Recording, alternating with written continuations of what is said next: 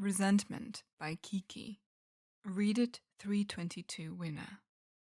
Kiki walked through the small anteroom that kept functional from the pristine, her heels crunching over stucco and turning it to dust. Elite architects had worked out a floor plan to make the antechamber welcoming and forgetful, with soft lighting and white marble tile laced with golden veins. These features seemed to bleed and fade into the posh sea of carpet ahead. Except now, the bright light spilling into the room illuminated the dust and ruin of her once called home. Her powdered blue gaze travelled along the walls, pocks marked with bullet holes, punctuation to the ruin of the facade she had so carefully built around herself. It hurt, this loss. Kiki drew a shuddering breath, noting the stained air, tainted with the ambiance of sulphur, mahogany, and cherry blossoms. She sighed.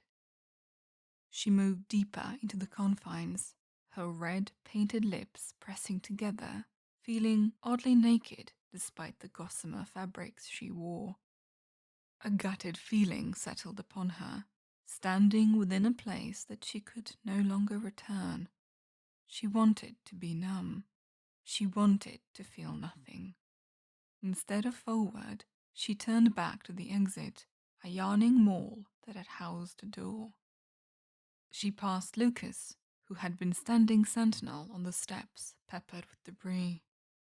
Resentment is corrosive, Kiki said in her passing, walking towards the waiting car where two other sentinels stood post. Kiki wondered why such people would be so willing to throw away their lives for someone like her. It is a spectrum, a focus of heat that eventually starts a fire in the middle. Slowly, then the ring of fire keeps expanding outwards until nothing is left. She wasn't even sure if Lucas was paying attention. It didn't matter. This was more for herself anyway. Pebbles shifted under her heels and approached the waiting car, pausing at the door. Lucas remained at the top of the stairs, looking down at her, questioning. I have to move through my resentment. I can't keep going around it.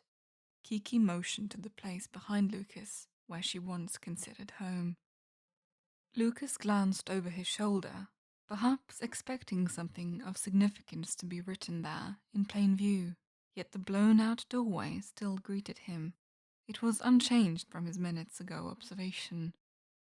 He looked back to Kiki, his expression bearing the obvious, but he still said it aloud. What kind of shit are you on about? The way I feel about any of this is irrelevant. It doesn't make the fire go away.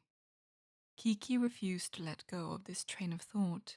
There was something important, a cusp she was on. I no longer owe anyone. There will be no more silence to keep them comfortable. She finished, watching Lucas's face crumble in a sort of baffled consideration. Kiki pulled the car door closed. There, stashed behind tinted windows and away from prying eyes, she started to sob and plot. They would take nothing else. She would make sure nothing was left.